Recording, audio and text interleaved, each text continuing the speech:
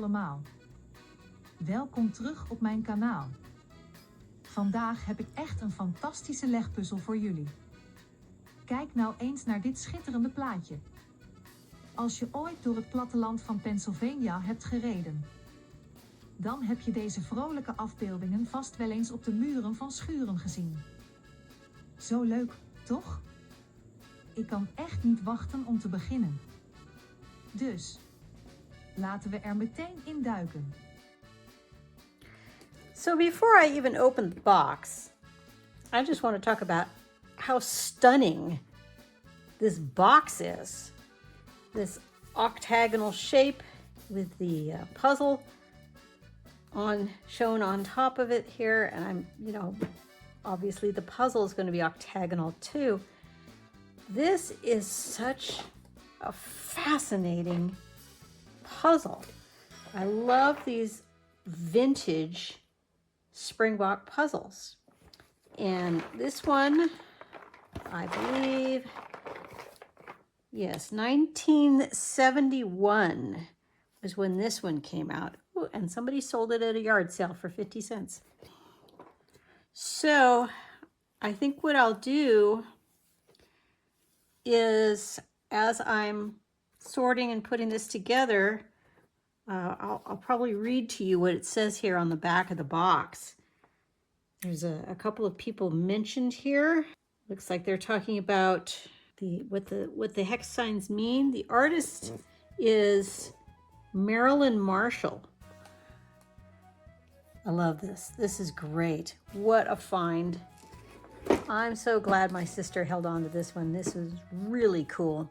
Okay, let's get the box open now.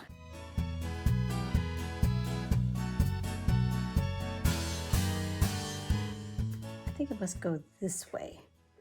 That makes the center star seem a little bit more. If it goes that way, then it's kind of off a little bit. Here's the pieces. And it's the good old classic Springbok pieces that I grew up on and love. These odd shapes, the red paper backing, they're fairly thick pieces. And we have a lot of really odd shaped pieces in here. That's always one of my favorites. And of course, that one. And of course, if you've done these vintage Springbok puzzles, you know that a lot of them, they look like you're looking for one piece and you're actually looking for two pieces. So since there's a whole bunch of them stuck together and I want the full puzzling experience on this one, I'm gonna take the time to go ahead and take apart all these pieces that are stuck together.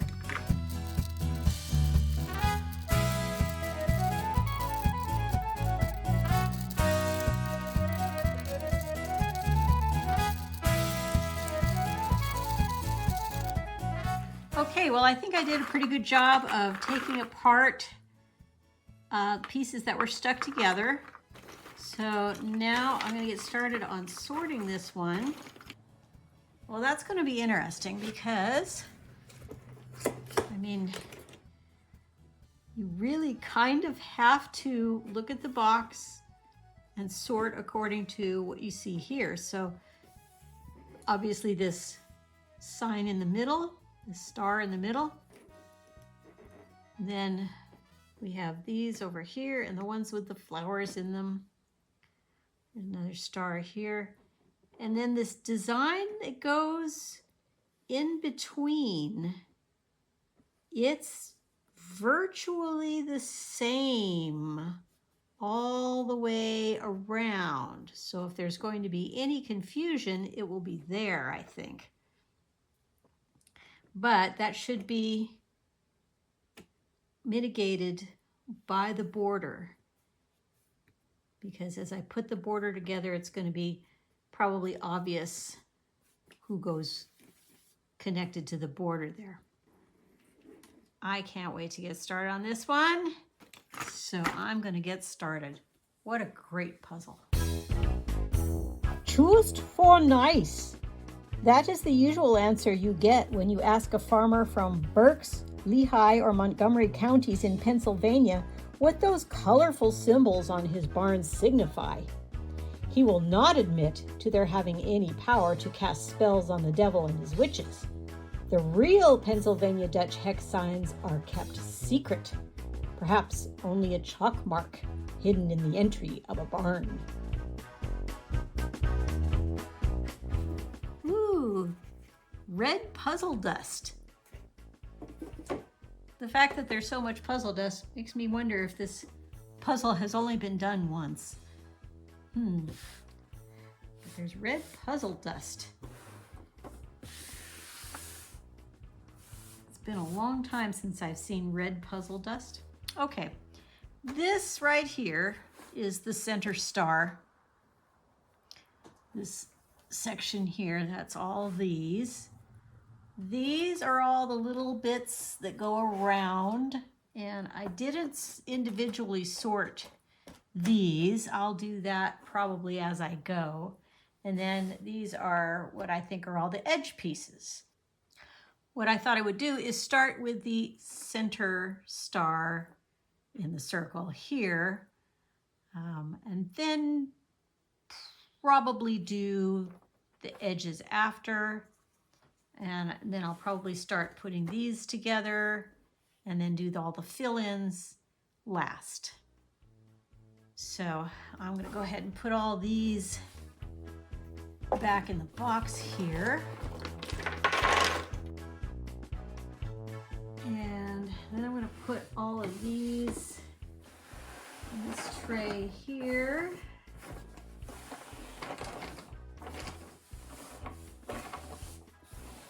Love these good old Springbok puzzles. Big, thick, heavy pieces. I love them. And I'll go ahead and start working on this star. What the average person thinks of as a hex sign is intended almost purely for decoration. These decorative symbols result from the love of color that early German settlers in Pennsylvania brought with them from their native Rhineland-Palatinate. Okay, well, that went together pretty darned quick. Of course, I don't know what the orientation is. I don't know what the orientation is going to be until I can start filling in all the rest of these pieces. So I thought, normally when I'm doing a round type puzzle, this one is hexagonal, but round pretty close. I usually will just start in the center and then just work my way out from there.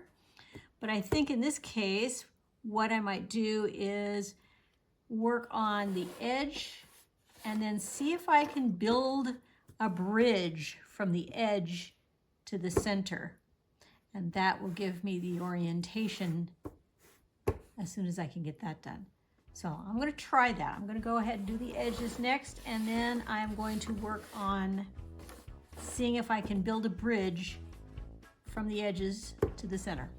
Thus, when a photographer took slides of all the barn signs in eastern Pennsylvania, he was able to match most of them with similar signs in the provincial areas of the Rhine where the settlers originated.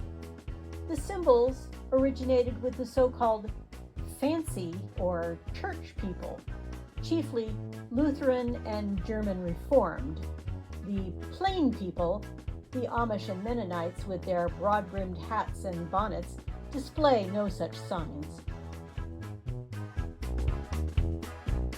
Well, that border was a little bit on the tricky side. It fooled me in a couple of places, but I think it's together correctly now. Normally when I have a border that is the same design all the way around, I just do that last. But because this is a Springbok, I know that the pieces are going to fit together in an unusual way, so it's very unlikely that I would get things in the wrong place. However, I did. I did get a couple of pieces in the wrong spot, but I corrected that. Everything's good now. And I'm going to see what I could do to build a bridge here. I have no idea what the orientation is. It could be this way, it could be that way. I don't know. but I'm gonna see what I could do here. This is usually disappointing to a tourist who, attempting to take a forbidden photo of an Amishman in front of his barn, discovers that the hex sign, which would make such a lovely background, is over in the next county.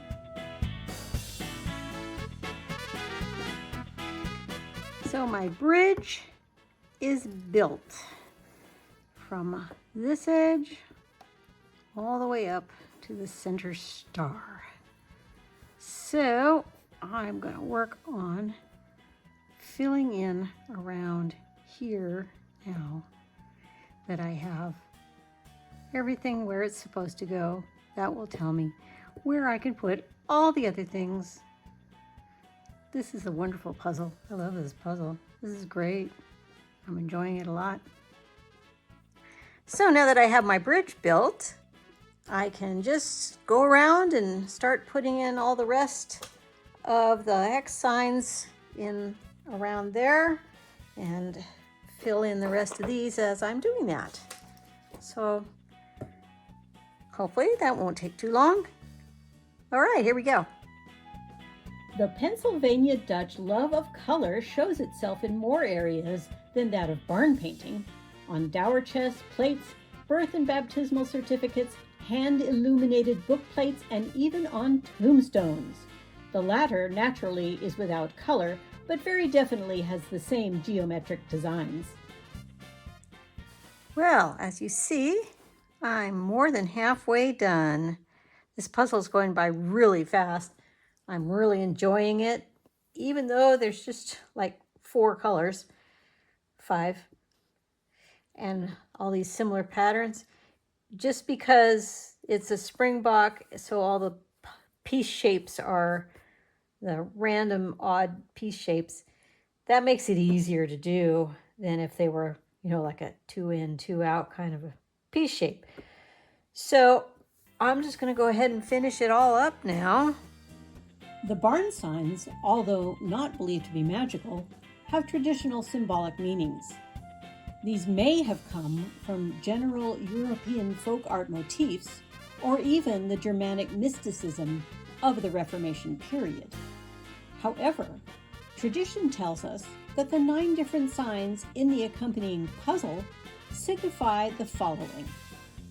The center design is filled with stars intended to bring good luck.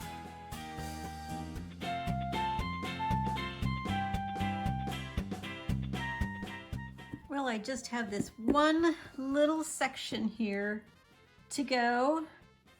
This puzzle went by really fast. It's not difficult, just because of the odd-shaped pieces makes it really easy to figure out where they go.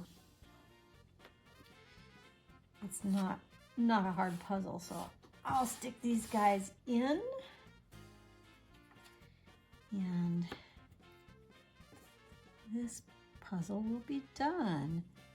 This last picture here, where is it? It's this one. So this bird here on top of a heart with these 2 flowers is how that goes. So heart shape goes in there, kind of like that. This is the bird. He's kind of doing that. And let's see his tail. It's not there. His tail's down here.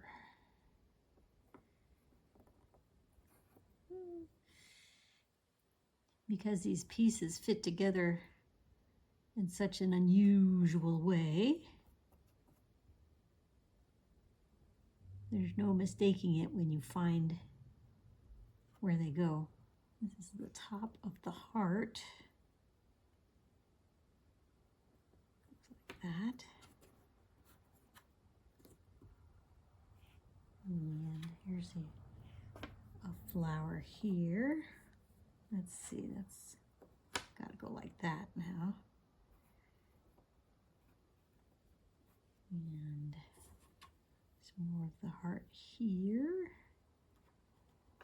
Goes like that. That goes like that. And that goes like that.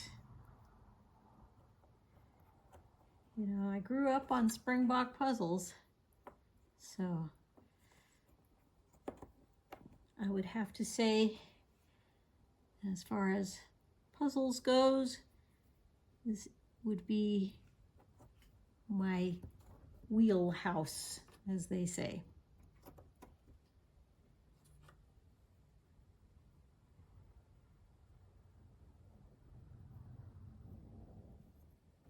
We always looked for Springbok puzzles whenever we went shopping for puzzles.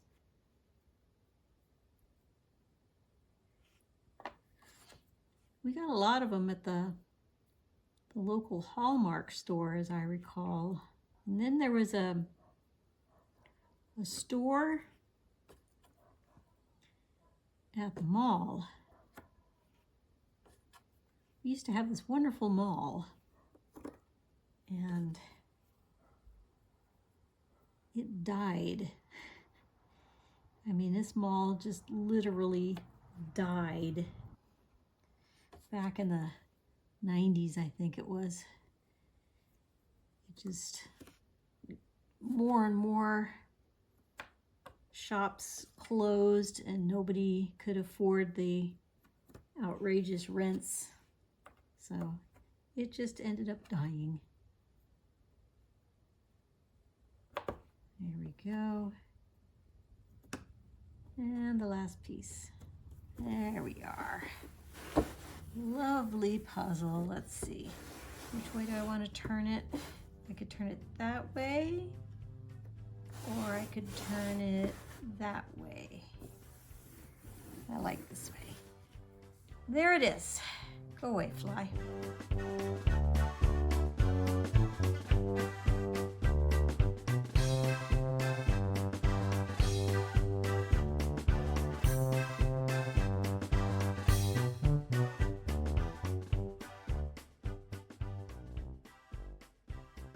The rosettes and hearts in this design also stand for love and romance.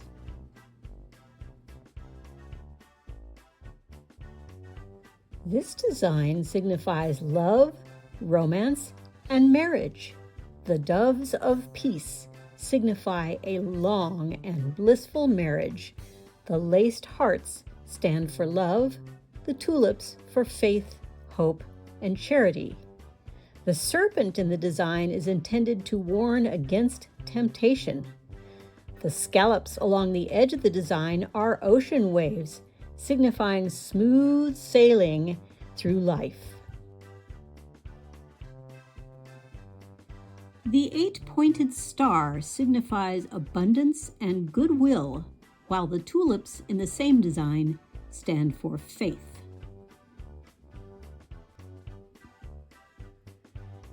This design contains symbols of the rain and sun and signifies crop abundance and fertility. This design contains the double rosette, the beginning of all hex signs. One can see similar designs in the rose windows of churches. The stylized bird in this design is the distelfink, the good luck bird. The hearts signify love for one's fellow man.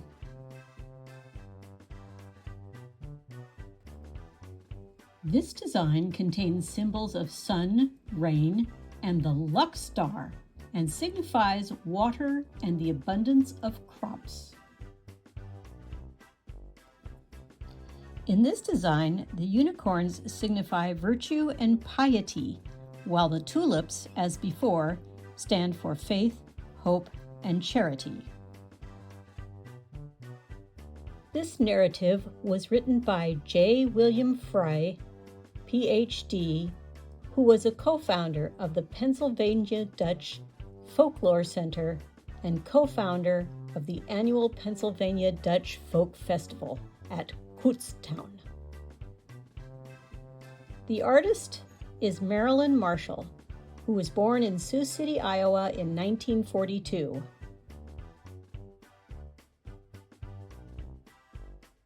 Dankjewel voor het kijken. Ik hoop dat je echt hebt genoten van deze video. Vond je hem leuk? Klik dan zeker even op die like-knop. En ben je Nederlands? Abonneer je dan vooral. Maar onthoud, ik spreek geen Nederlands. Dus, als je Nederlands bent, probeer me niet te leren hoe ik Nederlands moet praten. Geniet gewoon lekker van je leven.